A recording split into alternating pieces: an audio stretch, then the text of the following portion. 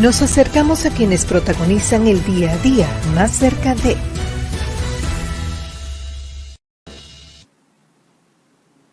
Gracias por seguir más cerca y como ustedes saben tenemos salud. Hoy es lunes y nos acompaña entonces el doctor Cristian de los Santos, endocrinólogo, internista, nutriólogo y sobre todo un orientador para prevenir más que para lamentar. Buenas noches, Doc.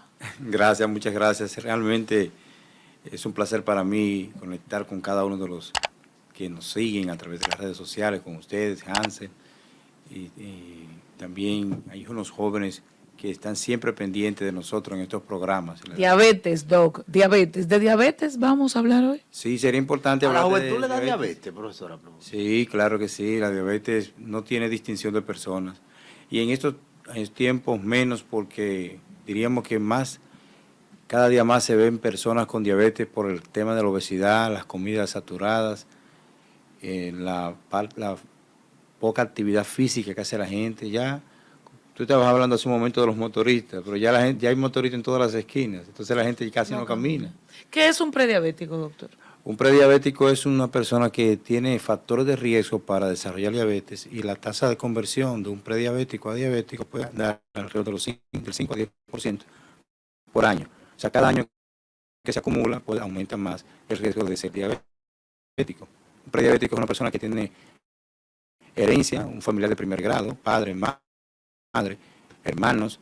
Esas son personas que tienen el riesgo de... Si además de esto está acompañado de obesidad, que es el principal factor de riesgo después... Estoy preocupada, doctor. Después de la obesidad, después de la herencia, la obesidad... Hansel y yo estamos preocupados, doctor. Yo pienso que sí, que ustedes van a entrar en un proceso bueno de dieta y ejercicio, y se van a poner bien, porque la dieta y ejercicio... Y hay que tener fe, profesor. Eso se llama cambio en el estilo de vida, y eso debe incluir un cambio en la conducta alimentaria, porque hay una conducta alimentaria que tenemos en el disco duro, ¿verdad? Y ese disco duro nos llama a comer cosas desde tempranito. Y entonces sí, la gente dice un chicharroncito al año no hace daño, pero que el problema es que no es al año.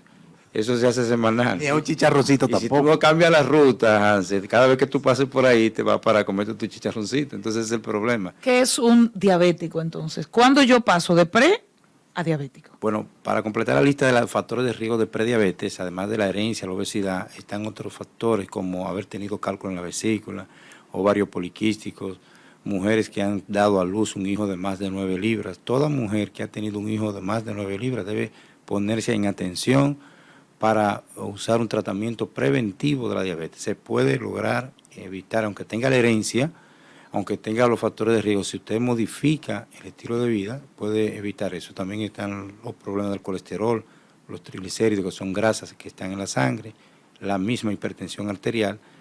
Esos son factores importantes. También las enfermedades tiroideas ya están incluidas como factores de riesgo para desarrollar diabetes. Entonces, un diabético es cuando ya la persona no tiene ese nivel normal de azúcar. El prediabetes es definido bioquímicamente por análisis.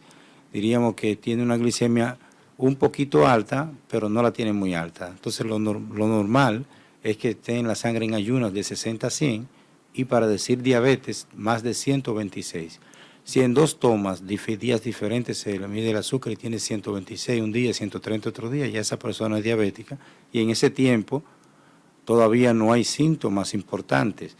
Entonces el que está entre 100 y 126 está en un limbo que no sabemos si es diabético. Entonces a estos se clasifican en 2 grupos, uno que tienen alteración de la glicemia en ayunas y otro que tienen una intolerancia a los carbohidratos. O sea que a esos son los que le damos la prueba de la curva de tolerancia a la glucosa y después de las 2 horas de esa curva mantienen el azúcar un poquito alta en 140 hasta 199 y no están en rango de diabetes, pero en ayunas ya la tenían alterada. Otros solamente les sale alterada en ayunas y con la curva se comportan bien. Entonces esos son los que tienen alteración de la glicemia en ayunas, que son prediabéticos, y los que tienen intolerancia también son prediabéticos. Entonces diabetes es cuando está más de 126 o que tiene 200 o más, pero está asociado a síntomas de diabetes. Fíjense que 140, 150, la gente lo minimiza.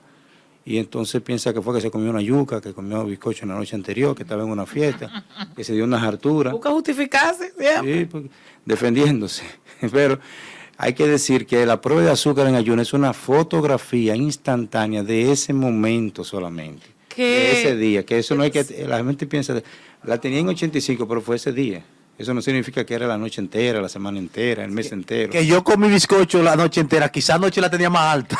Sí, seguro que sí, porque ya el páncreas ha tenido, desde la noche que se dio las harturas, tuvo toda esa noche producción de insulina, y lo más que él llegó en la mañana fue a bajar la 110. De manera, si se quiere, accesoria, ¿qué genera la diabetes? Una diabetes no controlada, ¿qué genera en la persona? La diabetes viene porque el páncreas deja de producir insulina, una hormona indispensable para la vida.